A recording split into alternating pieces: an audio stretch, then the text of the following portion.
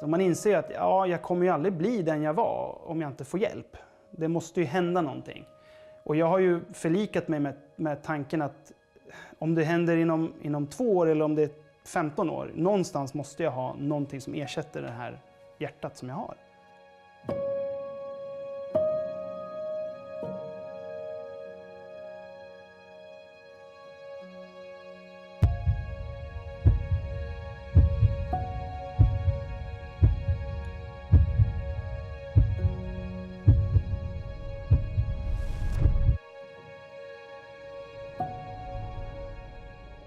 Varje år dör 3500 svenskar av hjärtsvikt.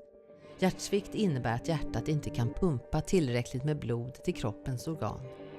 Tillståndet kan uppstå till följd av bland annat en hjärtinfarkt, högt blodtryck eller hjärtmuskelinflammation. Tänk att du har en medelbra bil, en Volvo V60 eller någonting, eller en Passat. Men du kan bara köra på ettan. Och du kan varva motorn, men du kommer inte komma mycket längre. Du kommer bara trötta ut bilen och gå sönder till slut. Det är ungefär så det är att ha hjärtsvikt.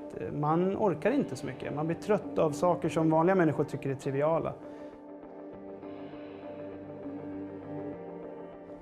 Jag kommer ihåg när min kusin var på besök. Han var 8 år. Alla jämnåriga barnen i familjen lekte och han låg där på golvet med händerna mot bröstet och fötterna mot magen för att kunna få mera syre. Han var blå i läpparna och i fingrarna.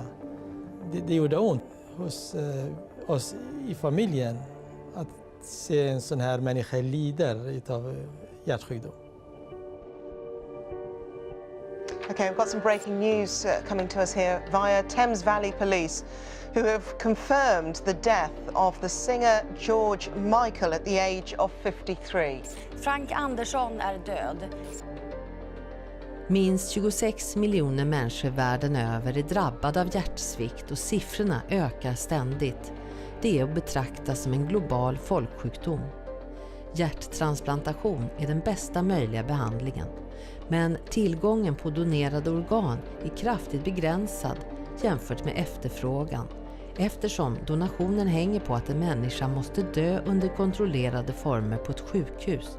Det betyder att mindre än 2% av de behövande får ett hjärta. En morgon så small det bara till när jag skulle sätta mig vid frukostbordet. Så jag fick tag i telefonen på något sätt och lyckades slå 112 med högtalartelefon på. Och sen så låg jag på alla 4 på golvet och pratade med SOS. Och då förstod ju... dottern var ju så liten, hon var bara 3 månader. Men min hustru förstod att nej men gud, det här är någonting jätteallvarligt. Hjärtat har en pumpande funktion. Där det hela tiden tillförs blod och skickas vidare blod. Alltså, så det är en ständig krets som pågår. Och vid hjärtsvikt så kan man säga, då är det ju framförallt vänster kammare, det är den som man ser på den här sidan, vänster för den som bär hjärtat. Och sen är det egentligen en gradskillnad, alltså där du kan ha tidiga tecken på lite stelt hjärta som har försvårat, där fyllnaden är försvårad, till att ha uttalade tecken av dålig pumpkraft i hjärtat. Där du har kraftig andnöd även i vila alltså. Jag trodde han skulle dö, det var min tanke där, och det tror jag att så kände vi nog flera av oss som var där, att det här skulle aldrig gå vägen. Och sen jag är sjuksköterska, jag kan ingenting om intensivvård eller så, men man tänkte hur ska njurarna klara det och hur ska levern klara det och hans värden. Men det var ett par, 3 dagar där det var så jättekritiskt, och sen så blev det ju lite stabilare då.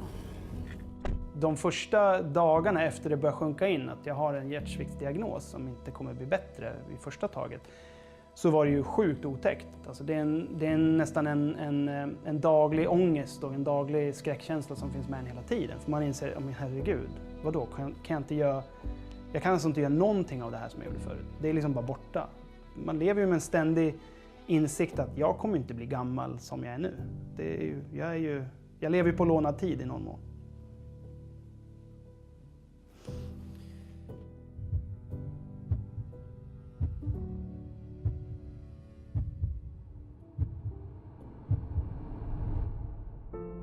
Jag är uppvuxen i irakiska Kurdistan.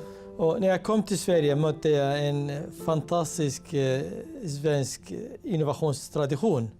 Klaffarna är svensk uppfinning, hjärt-lungmaskin är en svensk uppfinning, pacemaker är en svensk uppfinning och även dialysmaskiner är en svensk uppfinning. Så vi har här en stor tradition att ta fram fantastiska medicintekniska produkter.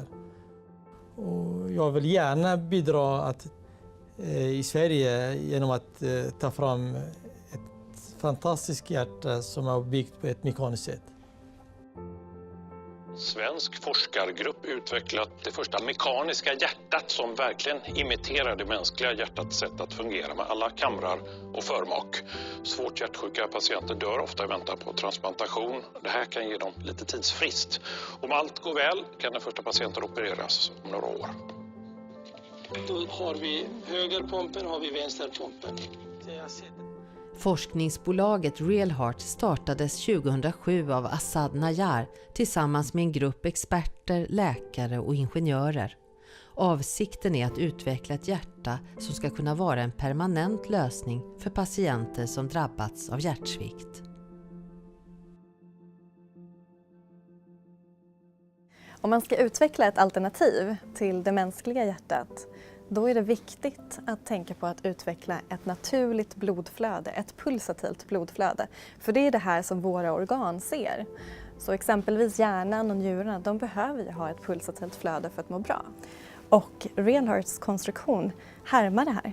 Så att vi har 2 förmak och 2 kammare och ett AV-plan som rör sig upp och ner.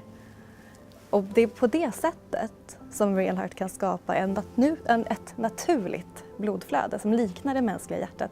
Och det finns ingen annan produkt under utveckling eller på marknaden som kan göra det här. Andra lösningar har bara 2 kammare. De kan inte integreras med kärlsystemet som vårt hjärta gör.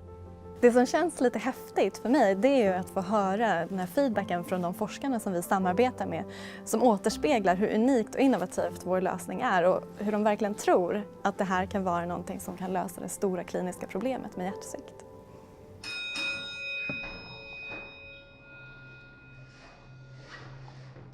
Jag var precis på väg att bli, som alla nyblivna pappor, bli världens bästa farsa. Liksom. Det var så livet såg ut. Och helt plötsligt så rycks det ifrån en. Så det är ju den absolut största sorgen att ha varit igenom hela det här. Så förhoppningen är att jag fortsätter vara någorlunda okej, att jag inte blir akut sjuk och helt enkelt går bort. Men att jag då orkar liksom hålla ut tills jag kan få ett nytt hjärta eller någon ersättning.